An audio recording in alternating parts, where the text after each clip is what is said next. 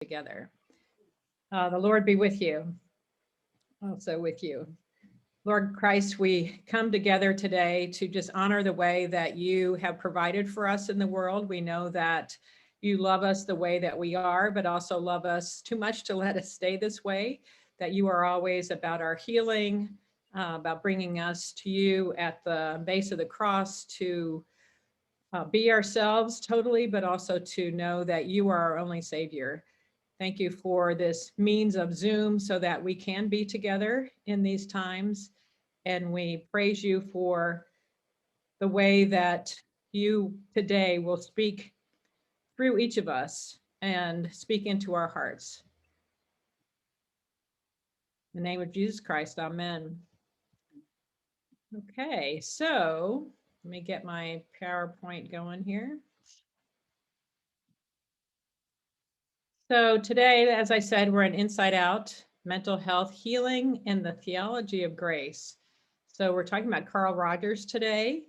Actually, Carl Rogers is from Alex's part of the world. So we did talk about Carl Jung last week. Not everybody is named Carl in this series, but today it is. I'm going to go over some of the things that we talked about in case you haven't been here for our other two sessions. This is all about the foundational principles of our counseling center that we will be opening right now. Ethan Richardson is our therapist in residence, and he is seeing people now, clients now. So if you want to be part of that, you can just check the website and contact him. But this is the basis of our counseling center is the theology of law and grace.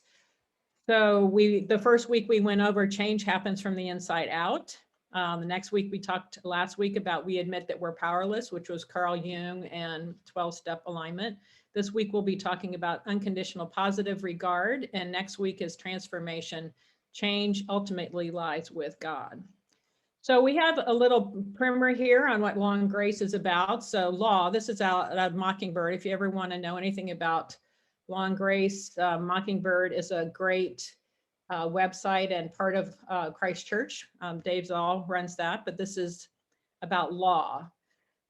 So this is out of Romans. For by the works of the law, no human being will be justified in his sight, since through the law comes knowledge of sin. So we recognize our sin through the law, through the commandments, through God's commands to us. We recognize how we are sinners. Capital S, sin is about self-centeredness and how we are always about self. And then here's a better explanation, I think, that helps us too. Law is a theological term that refers to one of the two ways God speaks to human beings. In his treatise, The Freedom of a Christian, Protestant reformer Martin Luther hit on an essential element of Christian theology when he wrote, "The entire scripture of God is divided into two parts, commandments, which is the law, and promises, which is gospel. The basic distinction is straightforward. The law tells us what we ought to do. The gospel tells us what God has done. The law, with its you must or you must nots, both defines the universal standard of divine goodness and reveals human weakness. It typically does its work of accusation in the form of a commandment attached to a condition. If you do or are blank, then you will blank." So let's talk about how that works and what we're talking about this mental health healing and the theology of grace. So the law commands, and then human beings, the way that we are, we have made these into many what we call little L laws. So little L laws are all the shoulds that are in our life. You should get a good education and go to get a good job. You should have a long-lasting marriage. You should look a certain way. You should raise your children in a certain way. So there are a lot of little L laws in our lives that are always condemning us as not being righteous, as not being that we're always trying to seek that. And if you want to know more about that, Dave Zoll's book, Seculosity, really illuminates that so well, because he talks about how even though we may not have that in a religious way now, so many people in our society don't think of that as a religious yearning, and yet that righteousness comes out in our parenting, in our exercising, in our food, in all different ways that we try and get right with the world. And yet it is about these law that is commanding us. And then what is grace? So grace is a sheer gift to be received only by faith. So not about satisfying the law, not about eating perfectly or exercising exactly right or being the right weight, but by being called into relationship as an entirely passive receiver. God, that is, insists on being related to us as the giver of the gift. What God demands is, as Luther puts it, naked trust, pure receivers. To be a receiver, to believe that the gift is complete, is to be right with God. And then just as giving us our foundation for today, Martin Luther also says, though, everything is forgiven through grace, but as yet not everything is healed. So when we talk about this healing that comes through a relationship with a therapist, it is this vehicle of grace, this way of being understood and being open to receiving. Now, as we talk about it, Henry Nouwen said something that I think is very profound. He said, I am the prodigal son every time I search for unconditional love where it cannot be found. So this unconditional love of grace, we're also looking for it in the world everywhere. And yet we can't, it's not in the world. It's only from Christ and the unconditional love of his sacrifice for us. So where do we first look for it? Well, we first look for it from our parents. And our parents are human.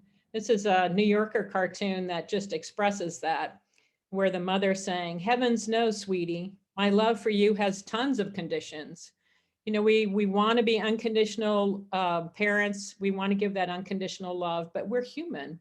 We have conditions. It scares us when our kids are maybe, we see them not being successful or not doing the things that we think make us look better. So we have a lot of conditions, whether we realize them or not. So when we come to this term of unconditional positive regard, that is Carl Rogers, what we usually think of is conditional negative regard, actually, the ways that the world is always condemning us and telling us how we should behave. And this is a video. Let me get it to the right place real quick. And this is what we think of. I can't give you the car because his father's not here. His father has a right to say, I never got $1,500 from her. My father. I didn't do anything. I don't like you. That's good. I don't like you. That's great.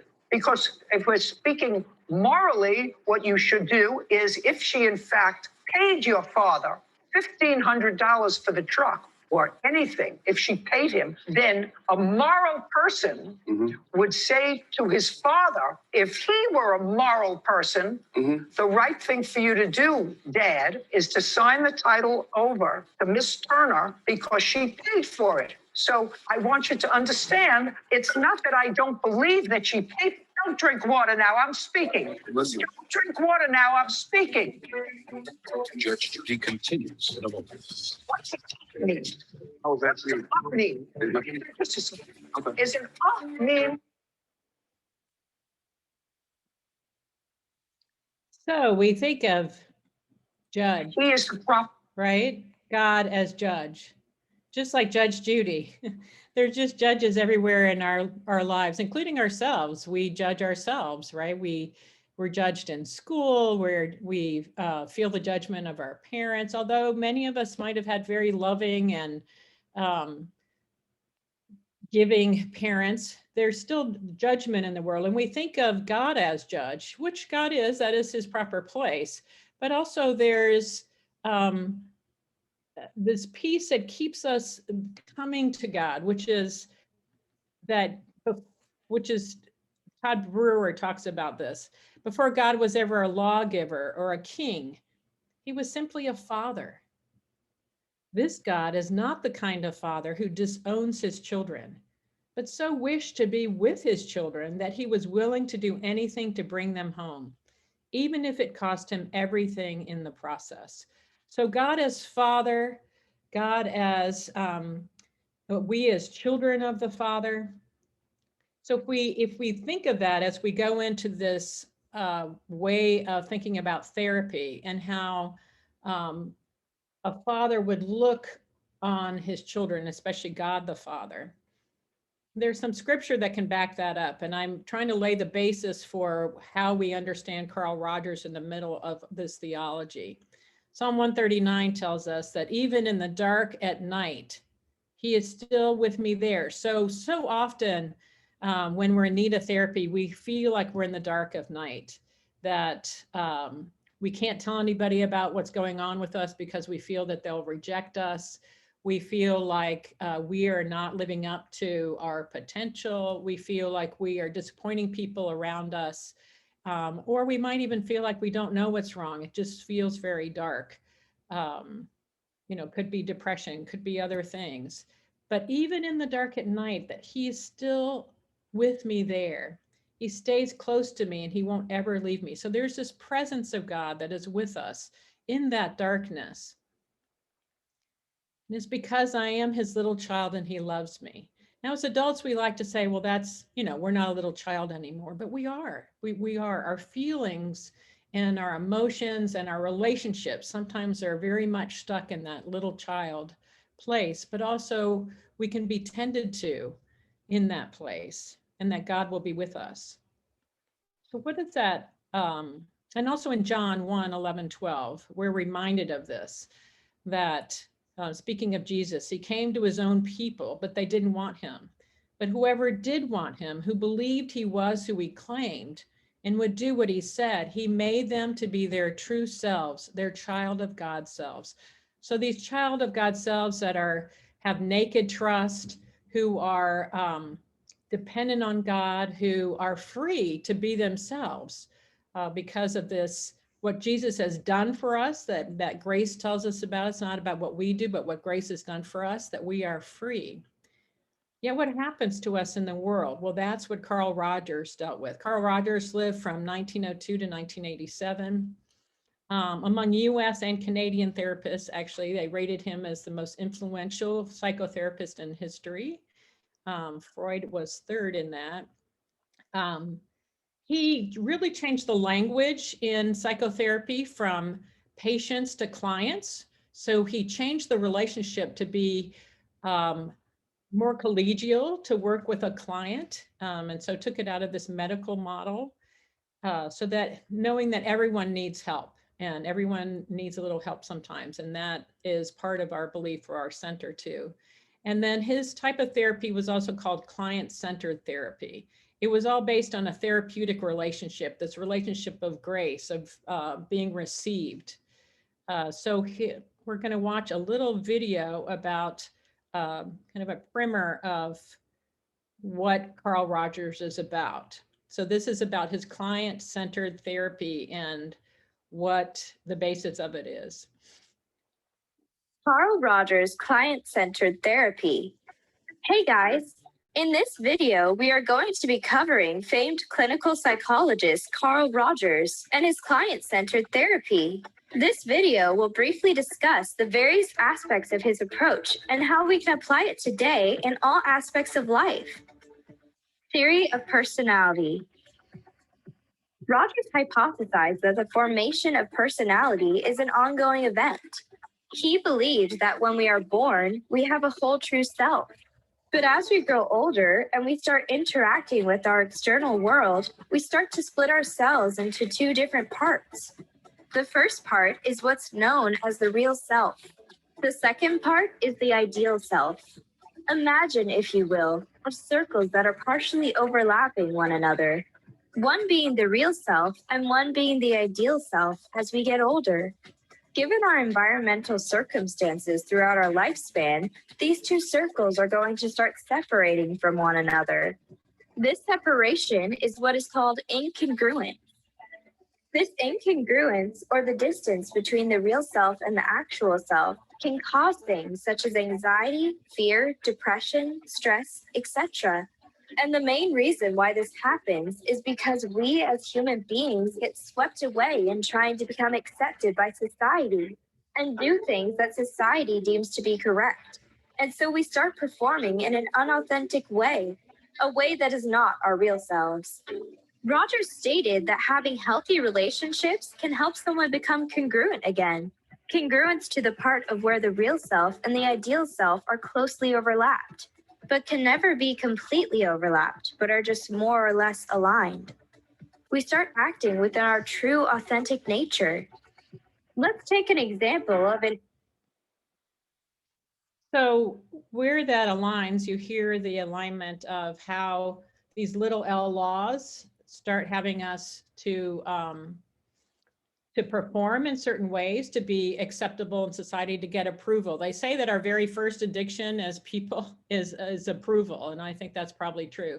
Now, when they said that this baby was its whole self, it doesn't mean that babies aren't self-centered like all the rest of us. Basically, what Rogers was talking about is that a baby reacts to its environment, to heat, to cold, to hunger, and is not trying to seek the approval of other values in their life. They don't have any values yet, except for creaturely values.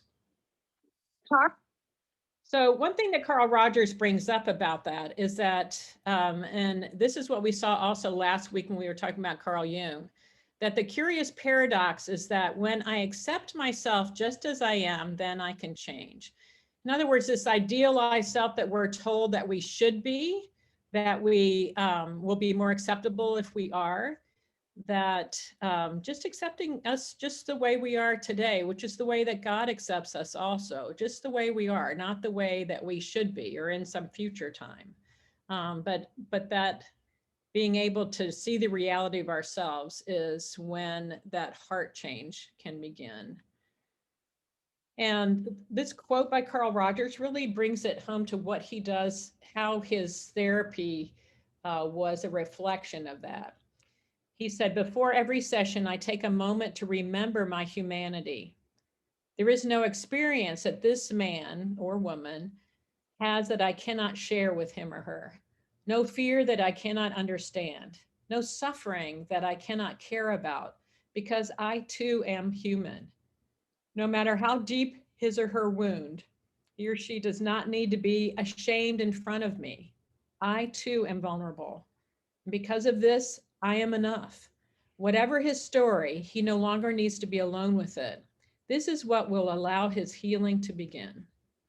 So that moment of feeling received in grace and not judgment. So the three main points of his theory and his practice is the healthy interpersonal relationship, meaning what the therapist is about, which is the core of this guidance. And the three are empathy, acceptance or unconditional positive regard, and genuineness. And let's look and see what those are about. Now I have a little quote here from him. It says, to my mind, empathy is in itself a healing agent. It is one of the most potent aspects of therapy because it releases, it confirms, it brings even the most frightened client into the human race. If a person is understood, he or she belongs. And that is our deepest need as human beings, is this wanting to belong, not fit in. That's totally different. Fitting in is different than belonging. So empathy, as explained by the Carl Rogers theory, is the counselor accurately understands the client's thoughts and feelings from the client's own perspective. And when the counselor is willing and able to experience the world from the client's point of view, it shows the client that her or his perspective has value and she or he is accepted. So what that means is it doesn't mean that the counselor agrees with everything that the client thinks or feels. It means that they are seeking to accurately understand it, to ask the kind of open questions that will help them understand it. Tell me more about that. How does that look to you? Tell me how you experience that. So it's very much just trying to understand where the client is in terms of what they're bringing to therapy and what their experience is of it. Next, here is a short video from Brene Brown that I think really gets at the core of this empathy and how that's different than sympathy.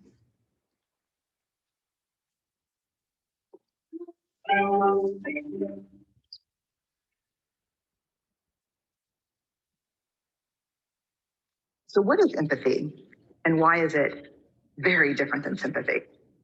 Empathy fuels connection. Sympathy drives disconnection. Empathy, it's very interesting. Teresa Wiseman is a nursing scholar who studied professions, very diverse professions where empathy is relevant, and came up with 4 qualities of empathy. Perspective taking, the ability to take the perspective of another person or recognize their perspective as their truth. Staying out of judgment, not easy when you enjoy it as much as most of us do. Recognizing emotion in other people and then communicating that. Empathy is feeling with people. And to me, I always think of empathy as this kind of sacred space when someone's kind of in a deep hole and they shout out from the bottom and they say, I'm stuck, it's dark, I'm overwhelmed. And then we look and we say, hey, you climb down. I know what it's like down here and you're not alone. Sympathy is, ooh, it's bad, no, you want a sandwich? Empathy is a choice, and it's a vulnerable choice, because in order to connect with you, I have to connect with something in myself that knows that feeling. Rarely, if ever, does an empathic response begin with at least. Yeah. And we do it all the time, because you know what? Someone just shared something with us that's incredibly painful, and we're trying to silver lining it. I don't think that's a verb, but I'm using it as one. We're trying to put the silver lining around it. So I had a miscarriage. At least you know you can get pregnant. I think my marriage is falling apart. At least you have a marriage. John's getting kicked out of school. At least Sarah is an A student. But one of the things we do sometimes in the face of very difficult conversations is we try to make things better. If I share something with you that's very difficult, I'd rather you say, I don't even know what to say right now. I'm just so glad you told me. Because the truth is, rarely can a response make something better. What makes something better is connection.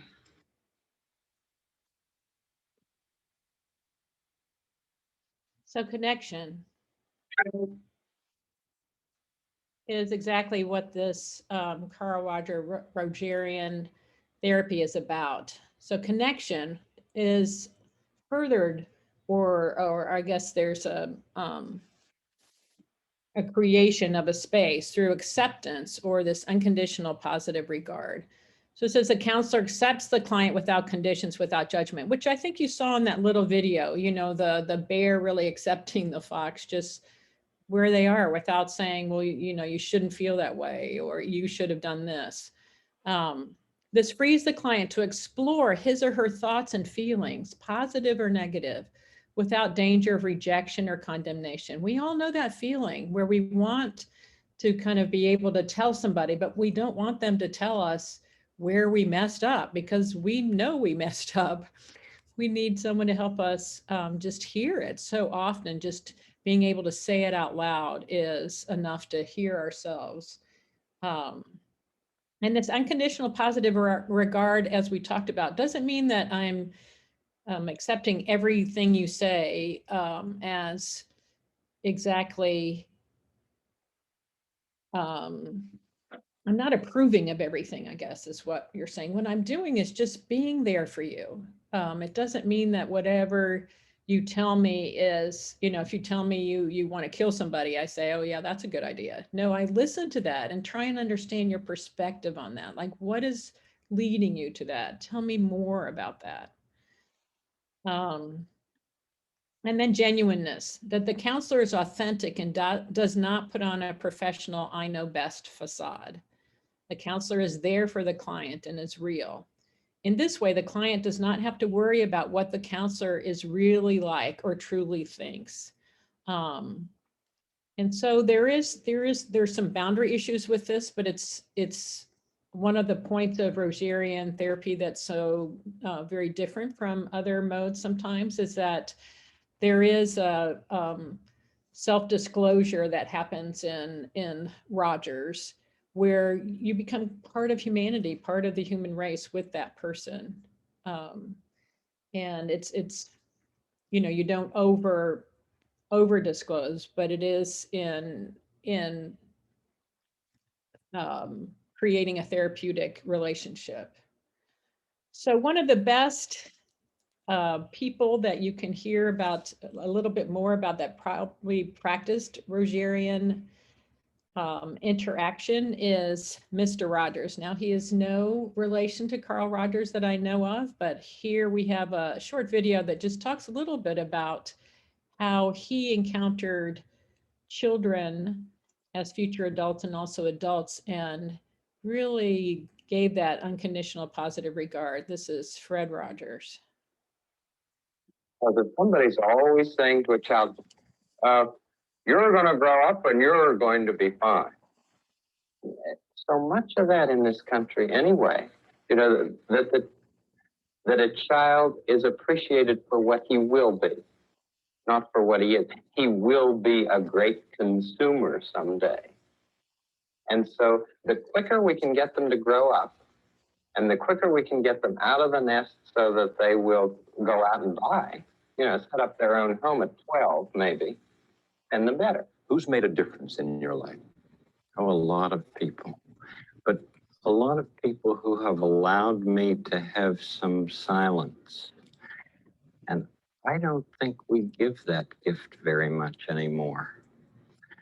I'm very concerned that our society is much more interested in information than wonder, in noise rather than silence. This is what I give. I give an expression of care every day to each child to help him realize that he is unique.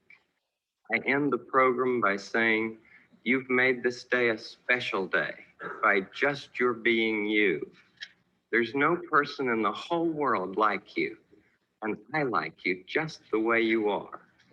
And I feel that if we in public television can only make it clear that feelings are mentionable and manageable, we will have done a great service for mental health. We get so wrapped up in numbers in our society. And the most important thing is that we're able to be one-to-one, you and I, with each other at the moment. If we can be present to the moment with the person that we happen to be with at the moment, that's what's important. And you know, the space between our mouth and the people's ears or eyes who receive what we make, that is holy ground. The space between the television screen and whoever happens to be receiving it, I consider that very holy ground. It's such a good feeling to know you're alive. It's such a happy feeling. You're growing inside, and when you wake up ready to say, I think I'll make a snappy new day. It's such a good feeling, a very good feeling, the feeling you know that I'll be back when the day is new, and I'll have more ideas for you, and you'll have things you'll want to talk about. I will too. You always make each day such a special day. You know how, by just your being yourself. I'll be back next time. Bye-bye. Fred Rogers is a very good example of that. One of the last things I want to talk about is Rachel Naomi Remen. Now, Rachel Naomi Remen, if you know her, she is a medical doctor at Stanford, and she went through cancer at Stanford and realized how cold the medical system was. And so she brought Carl Rogers there to talk to the surgeons and to the doctors about unconditional positive regard. They did not really want him to come, but after the session with the doctors, they all realized the power of just being just listening to their patients. And she started a institute after that to teach doctors to do that. So this is a quote from her. The most basic and powerful way to connect to another person is to listen. Just listen. Perhaps the most important thing we ever give each other is our attention. A loving silence often has far more power to heal and to connect than the most well-intentioned words.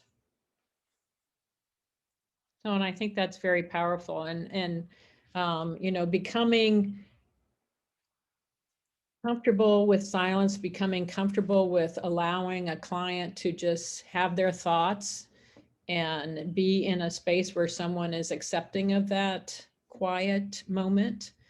That is very important to healing and that building of trust that is the basis of all therapeutic relationships. This trust of being seen for who we are, being able to bring who we completely are to that place, and to trust that while we're there, we will be accepted and regarded positively by the person that we're with. And that is the basis of this Rogerian therapy that we practice at the Counseling Center at Christ Church.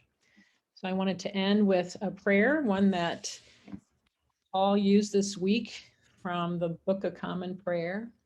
It is the prayer for health of body, mind, and soul. May God the Father bless you, the Son heal you, God the Holy Spirit give you strength. May God the Holy and Undivided Trinity guard your body, save your soul, and bring you safely into his heavenly country, where he lives and reigns forever and ever. Amen. All right, so that is the end of the presentation today, and I think Dave will be taking questions.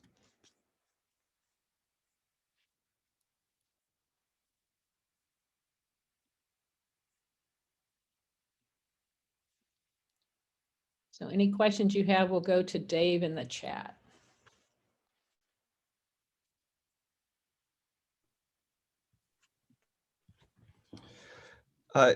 Marilu, Yes? I did have one one question for you, is to sort of see if you could you say anything about the relationship between original sin and the true self, and how do we, you mentioned a little bit of the dynamic there, but is there anything you want to say? And Paul, I'd love for you to chime in if you had a thought. Yeah, I mean, we're born with original sin, but what he's talking about in the true self is a self that has not yet faced the condemnation of the world and the kind of molding of the world to be a certain way, to be accepted and acceptable. Yeah. And so that true self, as it speaks of in John also, is that self that is completely and wholly accepted by God the way that we are. And all the behaviors that come out of that as children that he's talking about, and as we grow up, especially middle school, I think, are to start to please others so that we are right with others, and putting kind of other people's approval in the place of God's approval. Paul, what would you answer to that? Yeah, I would agree with that. And I would say that going back to, I think maybe Ethan's original class, it's important to remember that the problem isn't external, it's internal. It's sin, but that sin is manifested itself in ways of what you're talking about, our desire. Of course, the Henry Nouwen quote was phenomenal about us being the prodigal son. But we're also entering into the world of other sinners that's broken. And so, but there is an idea somehow that's out there that's so close to being true that's not, is that there's original true self that then sin comes from our exposure from something outside. Unlike what Jesus says, it comes from our own hearts. And so I thought it was really important to note that the ideal self and the true self can't fully cohere until we're in heaven, and that we continue even even as we're healed, to self-sabotage. And that sin exists, and only really the blood of Christ can solve that, which I think we'll talk about next week some. Well, and also that ideal self, if you noticed in that illustration, it's a woman losing weight, right? So of course that's very present in our society. Women, young girls as young as 5 and 6 will think that they're too fat. But that ideal self is also a constructed self by society. So it's telling you need to be this certain way to be lovable or to be loved. And that is not true. That is a lie. That is a lie of the culture and of that this does not come from God. So this ideal self is also the self that we think will be loved, that we think if we were only smarter, skinnier, whatever, that we will be truly and wholly loved. And we are truly and wholly loved by the sacrifice of Jesus Christ for us, in that God, in his creation of us. Marilu, here's another one for you. That's sort of along those lines, in fact. Why is a greater overlap between real and ideal self desired, but at the same, but not perfect congruence? I think that, yeah. So perfect congruence is just not going to happen in this world because of all the messages we get from culture about this lovability factor. And so what the congruence is about seeing that, okay, someone's telling me that in order to be loved, I have to be 115 pounds. Is that true? No, it's not true. I am loved the way I am. I am loved right now, just the way I am. And yet God is always bringing me toward healing so that, the pain and the fear that I experience can be lessened in the world. But this ideal self is a false self. It's like a constructed in the culture self. The perfect parent, the perfect worker, the perfect lover, and it's this unattainable ideal that we're always flogging ourselves with. I see Patricia Richmond has her hand up. Well, here's a practical. Dave, let me add something real quick, Yes, if that's okay. I'm also reminded from that question of what Marilu said last week about acceptance, and I think a huge part of the divide between the real and the ideal is this recognition that given my life, given the circumstances, there's a certain part of my life that I need to come to terms with and accept the reality of. And part of therapy is being in the relationship and feeling safe enough to be able to let some of those things go. And so I think through the relationship, the kind of relationship that Carl Rogers is describing, which is also a relationship of grace, we're able to sort of lay down all the different laws of who we think we should be or who we think we ought to be but can't be.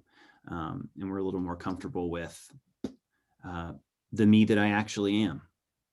That me is actually the loved me. So. Yeah, well said, Ethan. Thank you. I'm always reminded of that story of Mr. Rogers where he went to go visit the child who was very, very sick and even if I could disturbed in some way, and that he ended it by asking the child to pray for him. And the interviewer was so curious. Is like, why would you ask this child to pray for you? You're so great. You seem to be such a saintly man. And he said, no. Like, I figure someone who's suffered as much as this child has is so close to God, and I covet his prayers. So even Mr. Rogers, who's talking about our blessed, the specialness, which he feels like kids only get this should, grow up fast, consume more, talk more. Mr. Rogers himself is still realizing that he is subject to the same, imperfection and frailty, and he's coveting the prayers of a broken sort of child.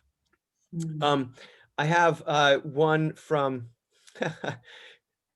a great one. There are a couple of like practical questions that have reared their heads. One is how do we close the gap between our real and ideal selves,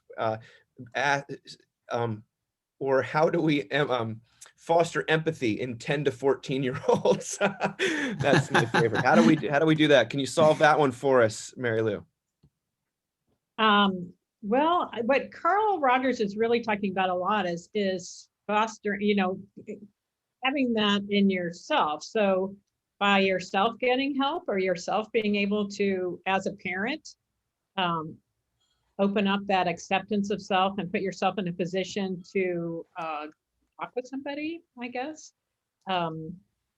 Then you are relating to that 14-year-old, not out of your own need to be the best parent in the world, but out of just being present with whatever's going on in that 14-year-old. And I think that's what Fred Rogers is talking about, is being present with that 14-year-old who was probably, who knows, hating you at that moment because they feel like they know everything and you don't. And just being able to that idea of acceptance, and accepting that this is a 14-year-old that is in the middle of a lot of hormones, and that's how they're going to feel. So accepting that you have a 14-year-old in the home and that's what is going on with them, but also accepting that you as a parent at that time are usually in a big change too, because usually parents of teenagers are right in like a midlife time, and they're going through an identity crisis at the same time. So there's that kind of looking on all of it with that theology of, we look at a thing the way it is, and that's what's going on. Everybody's in a little bit of turmoil at that point, usually in a teenager's life. Well, Marilu, here's a suggestion / question from another attendee. Perhaps it's a good idea, or do we need to distinguish between the real, the ideal, and the aspirational self, with the aspirational being the self that I would like to become, perhaps for good reason, as opposed to the ideal self, which is what society tells me I should be. For example, I would like to get more exercise, become a better friend or better spouse, or learn something new. Do we make a mistake, or when we conflate everything ideal and aspirational and ideal, like the bad and the good of that? Or any thoughts? Yeah, can I put an addendum to that, Dave, for Marilu? It's like, I think I preached a sermon about this because the Enneagram is super interesting, and I've been super helped by it. I'm a number 3, and everybody finds what number they are. They think, oh, I don't want to be that number. But there's a book called The Road Home to You, Discovering the Enneagram. I'm like, I do not want to get on that road, because there's a lot about me that I do not want to find at the end of that road. I want to find, the self that Jesus Christ has clothed. So I do think this is a super important part, because like I was saying before, the self, the truth, there's so much sin in us that we wish to be delivered from. And so it's a fool's errand to think that if we just discover the true self, we'll be okay. The true self is shot through with sin. So it's a kind of a fine line here, but I think that is what really distinguishes this kind of therapy from straight up Rogerian therapy.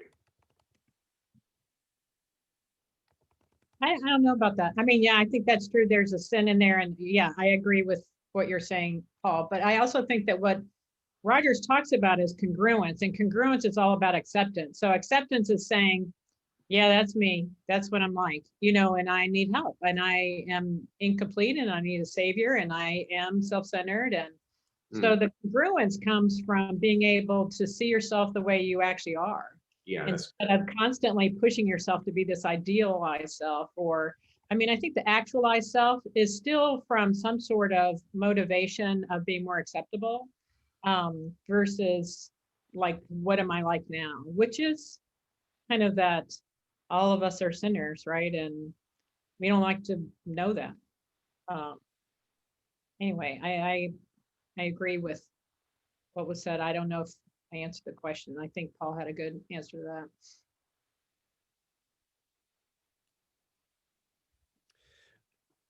Ethan, would you like to say anything here? Yeah, I'll just say that I think I think a lot of times the ideal self is the self that the self that's inspired by the law, and the law is in so many ways good. Like maybe we want to get to 115, and that's not healthy, but it comes from this place of wanting to be a healthy person, and it becomes tainted because we're sinful and we're narcissistic and we tend to want things for the wrong reason.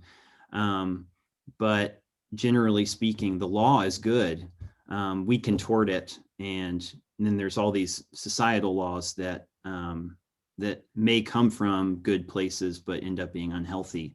Nonetheless, they all become these preoccupations in our minds, and they form this image of who we should be, which drives a lot of anxiety and a lot of suffering.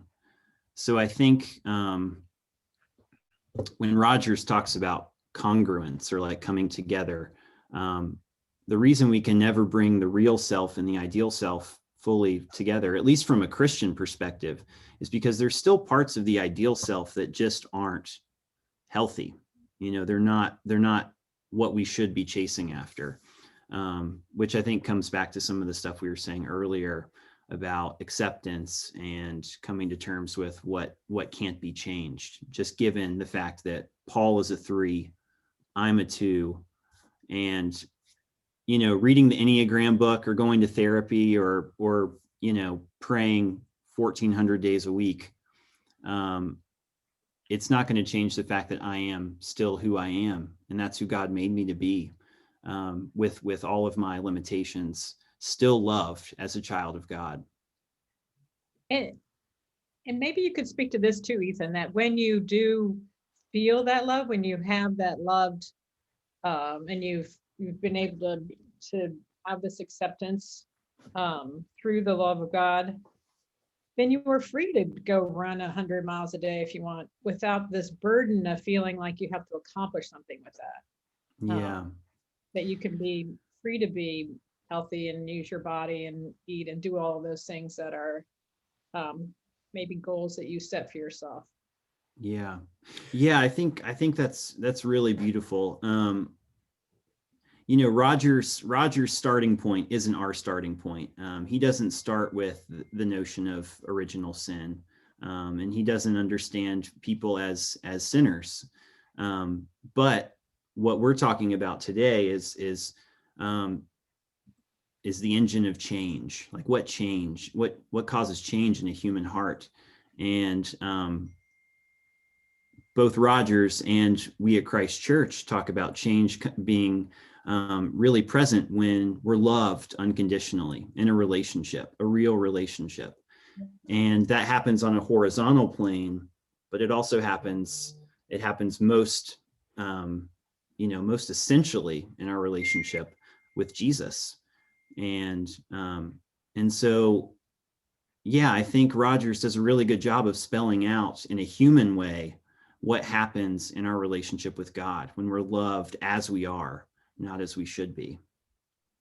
Yeah, the one of the great formulation that I always go to, and I think I've used it in sermons before, is that it's not that people don't need to change, or we don't think that there's all of us have things that we'd like to change about ourselves, and Lord knows that the ones who love us have things about us that they think should change, and sometimes those things aren't the same thing.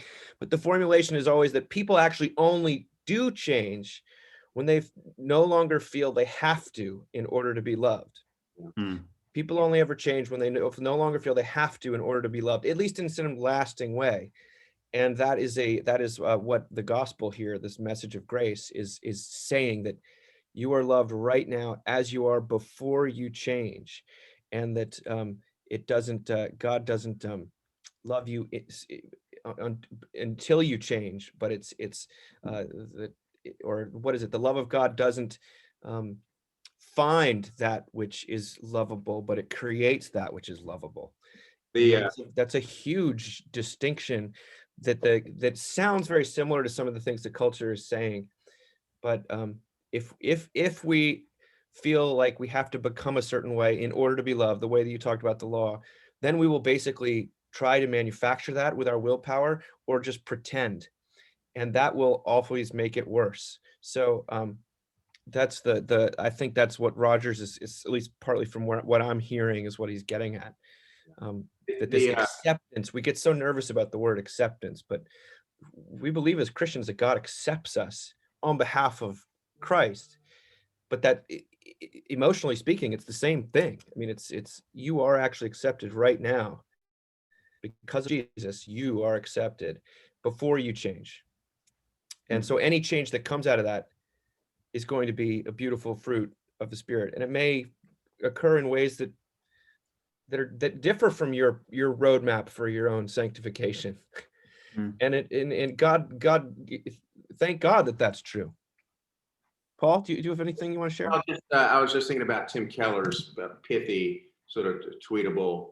The world says that performance leads to acceptance. The gospel says that acceptance leads to performance.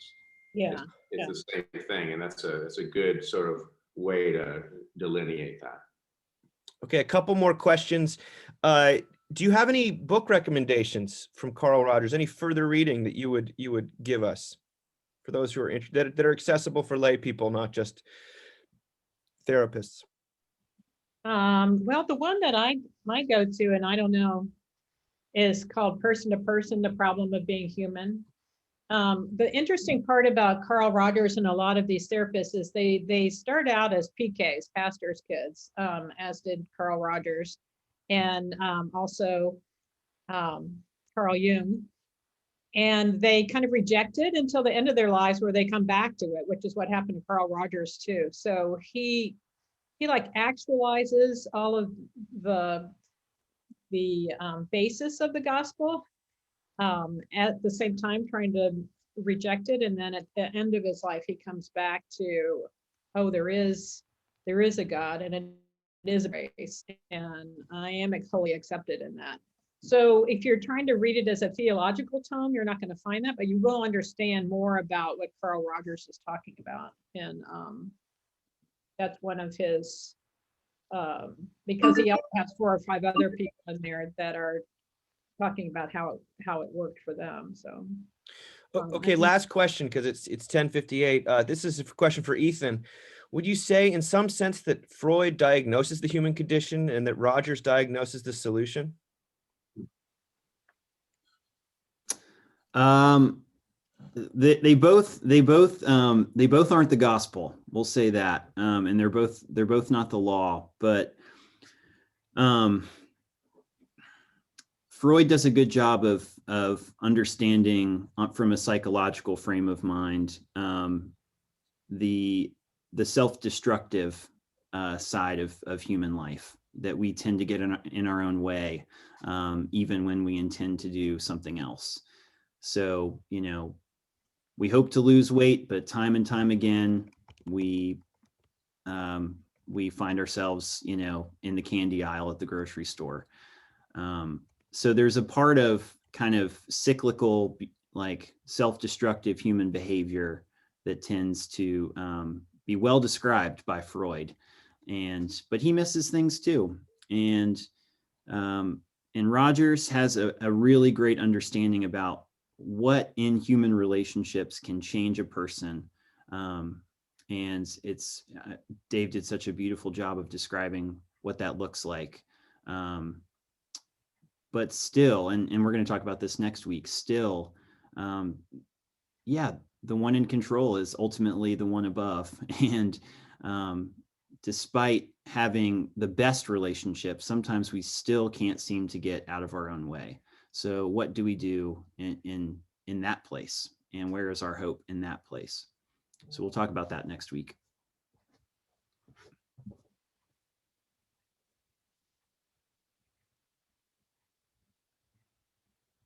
So we need Can we end with prayer? I think that's a great place to end. Would you like me to pray, Marilu? Yes, it'd be great. Okay. All right. Let's pray. Lord Jesus, thank you for coming before any of this psychology stuff. Thank you for being with us in the midst of our lives today, and thanks for being the final answer tomorrow and the days to come. Thank you for this group. Thank you for this church. We pray that as our weeks and our snowy day today, that your presence would be felt in our hearts, in our minds, and in our relationships. In your son's name we pray. Amen. All right. Thanks, everybody. Bye, everyone. Thanks, Marilu.